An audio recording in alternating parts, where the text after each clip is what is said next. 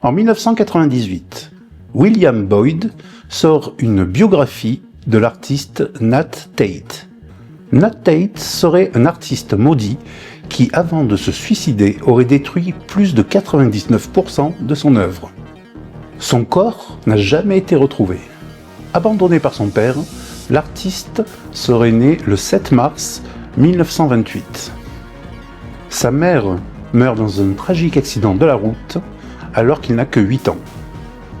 Il est placé et étudie la peinture. En 1952, il commence à exposer ses toiles abstraites à New York.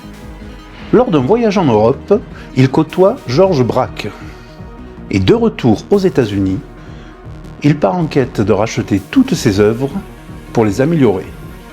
Mais toujours insatisfait, il en fait un énorme feu de joie avant de disparaître.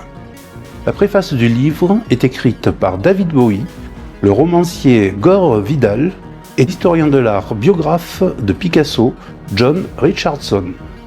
David Bowie organise une grande fête le 1er avril 1998 pour le lancement du livre.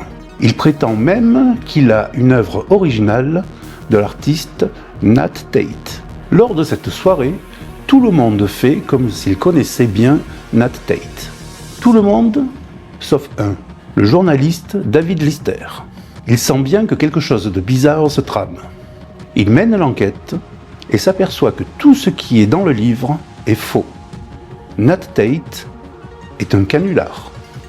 L'idée est venue lors d'une réunion de rédaction du magazine d'art américain Modern Painters, à laquelle assistait David Bowie. Mais ce n'est pas la seule plaisanterie ou canular dans l'histoire de l'art. Aujourd'hui, je vous parle de canular.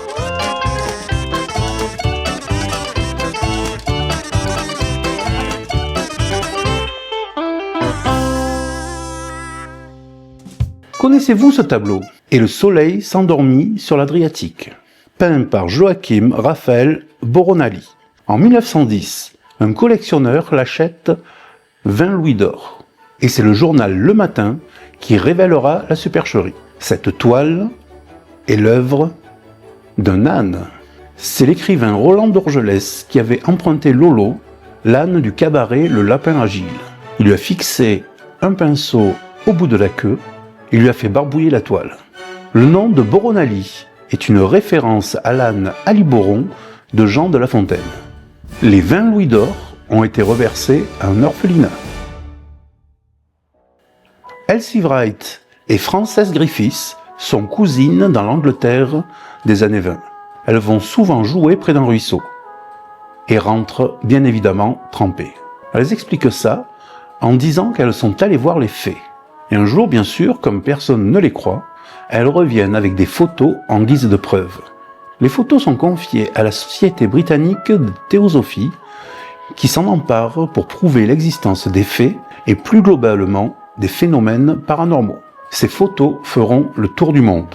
Et ce n'est qu'en 1983 qu'Elsie Wright avouera que ce n'était qu'une supercherie. On raconte que Modigliani aurait vécu un temps à Livourne, en Italie, en 1909. Et c'est là qu'il aurait fait ces 3 sculptures.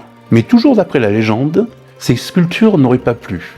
Et pour éviter les moqueries, Modigliani les aurait balancées dans le canal. En 1984, une grande exposition en l'honneur du centenaire de Modigliani se prépare à Livourne. C'est à ce moment-là que les 3 sculptures ressurgissent.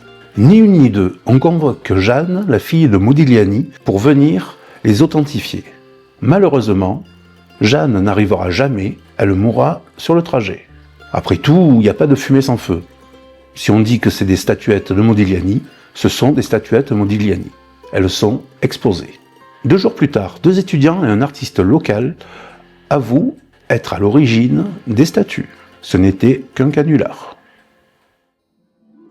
2 ans avant l'histoire du tableau peint par un âne, Roland d'Orgelès s'était déjà fait remarquer pour un canular.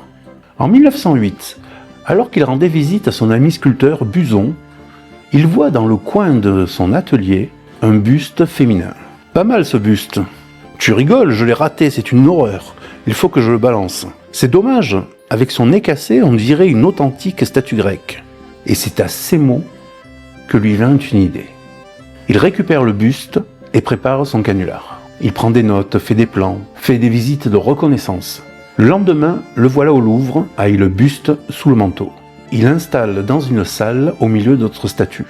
Il met même un petit carton devant, avec l'inscription numéro 402, tête de divinité, fouille de Délos. Il rentre chez lui et il attend.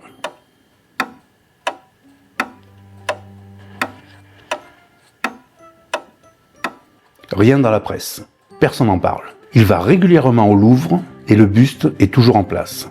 Un canular, c'est bien, mais il faut un public pour en rire. Sinon, ça ne sert à rien. Et là, personne ne s'en est rendu compte.